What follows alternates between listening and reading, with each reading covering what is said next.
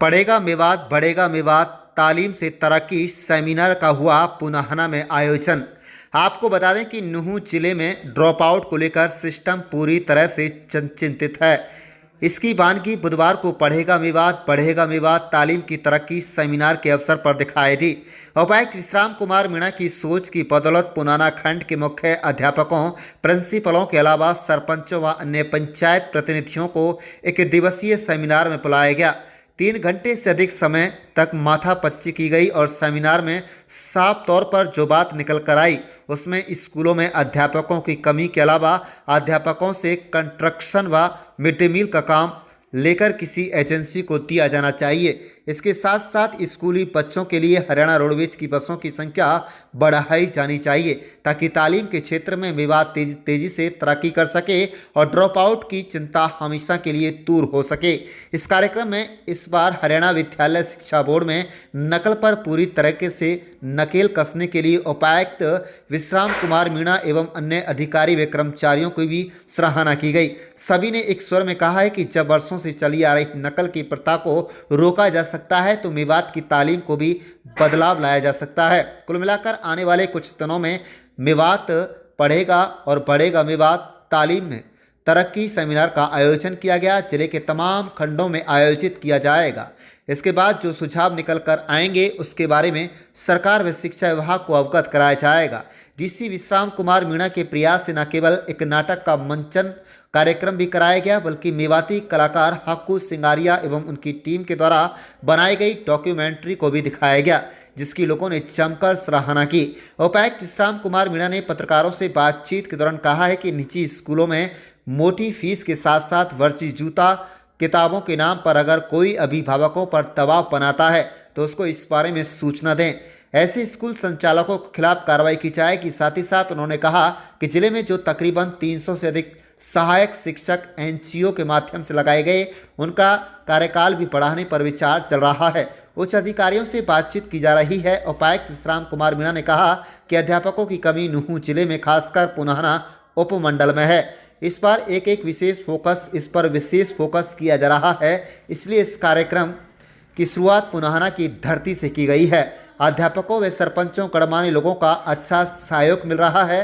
वह दिन दूर नहीं जब मेवात की तालीम में 4 चांद लगेंगे और इस जिले में माथे से तालीम के क्षेत्र में पिछड़ेपन का कलंक हमेशा के लिए मिट जाएगा। उन्होंने जिले के लोगों से आग्रह किया है कि वह तालीम के क्षेत्र में विशेष ध्यान दें। तभी तेजी से इस इलाके में बदलाव आ सकता है। कुल मिलाकर देर से सही अब सिस्टम नूंह जिले में ड्रॉप आउट को रोकने के साथ साथ नूंह की शिक्षा व्यवस्था को पंख लगाने के लिए पूरी तरह से सक्रिय दिखाई दे रहा है। अगर इसी तरह प्रयास जारी रहा तो वह दिन दूर नहीं जब तालीम के क्षेत्र में मेवात किसी जिले से पीछे नहीं रहेगा। आप देख रहे पुनाहना से सताम हुसैन के साथ लियाकत अली की रिपोर्ट। चैनल को सब्सक्राइब जरूर कर लीजिएगा। तालीम से तरक्की सेमिनार की शुरुआत पुराना की धरती से हुई है। यहीं पर ड्रॉप आउट सबसे ज़्यादा है क्योंकि राजस्थान और यूपी की सीमाओं के साथ जो गांव सटे हुए हैं उनमें ये स्थिति बेहद चिंताजनक है। क्या कहेंगे? आज ये मिशन जो है पढ़ेगा मेवात बढ़ेगा मेवात तालीम से तरक्की की शुरुआत पुनाहना ब्लॉक से की गई है। जैसा कि हमने जब पीछे बोर्ड एग्जाम का डाटा एनालिसिस किया कि भी कारण क्या है, इसमें ऐसी समस्याएं क्यों आ रही है, तो उसमें निकल के आया कि भी सबसे ज़्यादा जो ड्रॉप आउट है 8वीं से 9वीं क्लास, 9वीं से 10वीं और 11वीं और 12वीं क्लास में हमारे एनरोलमेंट काफ़ी कम है और उसमें कई कारण थे। तो हमने उसमें एक प्लानिंग करी कि क्यों ना हम जो उपमंडल स्तर है वहाँ पे जाके जो शिक्षा के हमारे कर्मचारी हैं उनसे और जो जनप्रतिनिधि है उनसे ही मुलाकात करें, उनसे ही बात करें कि ऐसे क्या विषय हैं, ऐसे क्या सुझाव है, ऐसे क्या कारण है जिसकी वजह से हम पिछड़े हुए हैं। और आज भी जब हम 21वीं सदी में जो हमारा एक स्मार्टफोन की जो एरा है जिसमें सूचनाएं बिल्कुल पहुंच जाती हैं, शिक्षा का महत्व की बातें पहुंच जाती है, पर ऐसा क्यों नहीं हो रहा। तो आज हमने ये एक दिवसीय वर्कशॉप रखी और इसमें लगभग 2 घंटे पहले जितने भी हमारे टीचर्स थे, प्रिंसिपल्स थे, उनसे इंटरेक्शन हुआ। बहुत अच्छे सुझाव आए, कुछ उनके पॉइंट आए जिसकी वजह से हमें चुनौतियां महसूस करनी पड़ रही है। और उसके बाद हमने हमारे जो जनप्रतिनिधि थे, जिला परिषद मेंबर्स हैं, मौजूद व्यक्ति हैं, मौलवीज हैं और साथ में हमारे सरपंच साहिबान हैं, इनसे भी एक 1-1 फीडबैक लिया गया, बहुत अच्छे सुझाव हैं और कई विषय ऐसे हैं जो काफ़ी गंभीरता के विषय हैं, जो सिर्फ टीचर की चाहे लापरवाही हो, चाहे टीचर की शॉर्टेज जो लोकल लेवल पे हम ठीक कर सकते हैं वो हो, वो विषय भी हैं। साथ में जो बड़े विषय हैं, जो नीतिगत विषय हैं, जो भारत सरकार या हरियाणा सरकार के स्तर के, वो भी आज बड़े अच्छे सुझाव आए, उनको भी हम कंपाइल करके सरकार को भेजेंगे। उसमें एक सुझाव जो सबसे इम्पोर्टेंट आया है कि भी टीचर्स ओवरवर्कड है मिड डे मील का, कि पलवल में, गुड़गांव में, बाकी जिलों में जो है, रेवाड़ी में एजेंसियों के माध्यम से मिड डे मील सप्लाई की जाती है, ताकि काफ़ी समय बच जाता है और उसमें जो लीकेज की जो शिकायतें हैं वो भी रुक जाती हैं। तो ये सरकार के स्तर का विषय है, वो हमने नोट कर लिया है। सरकार से एक बार इसमें वार्तालाप करके प्रपोजल भेजा जाएगा, तो इसमें काफ़ी सुधार आएगा। दूसरा यहाँ पे एक विषय उठाया गया है कि कनेक्टिविटी का विषय, कि रोडवेज की बसें या ट्रांसपोर्ट के साधन उपलब्ध नहीं है, जिससे बच्चों को और आम आदमी को भी इवन दिक्कत हो रही है कुछ रूट्स पे, वो हमने नोट कर लिए हैं। तो जीएम रोडवेज के साथ अगले हफ्ते इसके एक विस्तृत मीटिंग की जाएगी, हर रूट का एक बार एनालिसिस की जाएगा। तो लोकल लेवल पे जो रैशनलाइजेशन है वो तो हम यहीं पे करवाएंगे, साथ ही हमें अगर और इसमें बढ़ोतरी की जरूरत है तो वो सरकार को अवगत कराया जाएगा।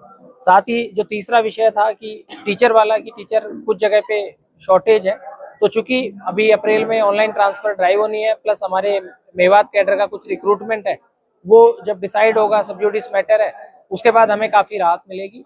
लेकिन तब तक अरेंजमेंट के तौर पे जहाँ पे सरप्लस टीचर है, फिर जहाँ पे बेटर पोजीशन है तावड़ू में या नू में, उनको फिर हम पुनाना और बाकी में करेंगे। साथ ही आपके माध्यम से मैं एक जो आज हमने शिक्षा के हमारे अधिकारी और हमारे जो सरपंचेस हैं उनको भी अवगत कराया कि माननीय मुख्यमंत्री जी ने एक मुहिम शुरू करी है कि क्लास ए और बी जो ऑफिसर है वो हर स्कूल को एक तरह से अडॉप्ट कह लीजिए, या एक तरह से हर महीने उस स्कूल को विजिट करेगा। तो नू पहला जिला है जिसमें हमने उसका वर्कआउट कर लिया है, 2 या 3 दिन में हमारे ऑर्डर्स हो जाएंगे। तो अप्रैल के महीने में सारे अधिकारी एक बार स्कूलों को विजिट करेंगे। तो शिक्षा विभाग की जो रिपोर्ट है उसके अतिरिक्त हमारे जो अधिकारी हैं उनकी भी एक रिपोर्ट आएगी, चाहे उसमें इंफ्रास्ट्रक्चर की कमी हो, चाहे उसमें कोई स्पोर्ट्स को प्रमोशन को लेके कोई सुझाव हो, पढ़ाई का तरीका हो, या पढ़ाई को लेकर कोई जो पेरेंट्स से मीटिंग का हो, चाहे टीचर्स के कोई सुझाव हो, चाहे अधिकारी का खुद का कोई ऑब्जर्वेशन हो, वो सारे उसमें एक समायोजित आ जाएंगे। तो जैसे अभी हमारा आज ये पुनाना से शुरुआत है, फ्राइडे को हम फिरोजपुर जिरका करेंगे, अगले सोमवार को हम नू में करेंगे और उसके बाद 9 तारीख को हम तावड़ू में करेंगे। तो पूरा जिला अगले 10 दिन में कवर हो जाएगा। इसमें सारी तरह से सुझाव आ जाएंगे, उनको एक बार कंपाइल करके, और इस मिशन का जो सारे अधिकारी है उनसे फिर उसके बाद 11 तारीख को हमने एक वीसी और मीटिंग का प्लान किया है कि ये हमारे फाइंडिंग्स हैं, ये उनको पहले अवगत करा दिया जाएगा कि इन विषय पे आप कहाँ इंटरवेंशन कर सकते हो, कहाँ पे जो है वो आप हमें सजेस्ट कर सकते हो, ताकि एक मिशन मोड। और इसमें मैं अपील करूंगा कि सभी अभिभावकों से, पेरेंट्स से, परिजनों से, जो हमारे मौजूद व्यक्ति हैं उनसे भी, कि आपके सहयोग के बिना ये मिशन अधूरा है। जब हमने एक इतना बड़ा टास्क जो है नकल रोक लिया, तो ये कोई बड़ी बात नहीं है, और ये शुरुआत हम माने की, और ये कोई एक दिन का, एक एकेडमिक सत्र का, 1 साल का, 2 साल का, 3 साल का विषय नहीं है। शिक्षा एक ऐसा विषय है जो एक अनवरत प्रोसेस है। आदमी किसी भी पद पे पहुंच जाए, उसको लगातार पढ़ाई, शिक्षा या जानकारी जो हासिल करना है वो जरूरी होता है। तो एक लर्निंग का जो एनवायरनमेंट बने और सबको ये पता चले कि भी नू किसी से भी शिक्षा के क्षेत्र में पीछे नहीं है, ये इस पूरे मिशन का ही मुहिम है। तो हम एजुकेशन डिपार्टमेंट के जो एफर्ट्स हैं उसको जिला प्रशासन का ये जो एक सहयोग है और मोमेंटम है, उसके तहत आगे काम करते रहेंगे और पूरी एनर्जी, पूरा जी जान लगा देंगे कि ये परिदृश्य बदले।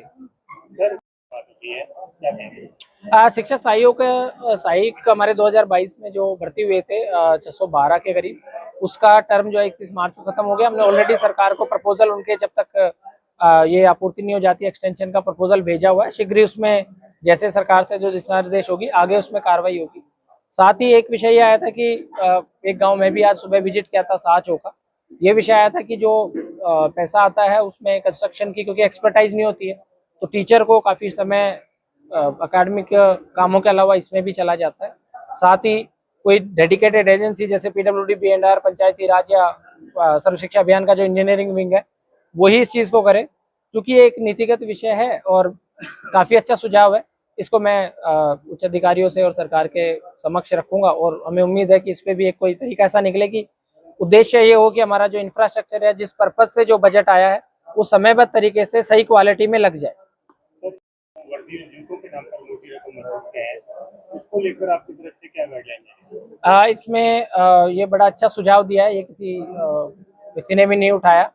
इसमें मेरा यही है कि चाहे करिकुलम से अतिरिक्त किताबों का हो, चाहे कुछ ऐसी चीज़ें मांग कर रहे हो, क्योंकि परिजन की आई लिमिटेड एरिया, अपने यहाँ पे रोजगार के साधन बहुत अच्छे नहीं है, तो परिजन कोशिश करता है कि उसको अच्छी तालीम दे, लेकिन उससे अननेसेसरी वसूली ना करी जाए। फिर भी अगर ऐसी कोई शिकायत आ रही है तो मेरे साथ अधिकारी हैं, मैं इनको भी और मैं खुद भी इस पर मॉनिटरिंग करूंगा। ऐसा और भी कोई विषय आता तो प्लीज़ मेरे को, कोई भी जो आपके माध्यम से इसको सुन रहे हैं पेरेंट्स या कोई और बात है, मेरे को रेज करें, डीओ को रेज करें, एसडीएम साहब को रेज करें, हम इस विषय को देखेंगे।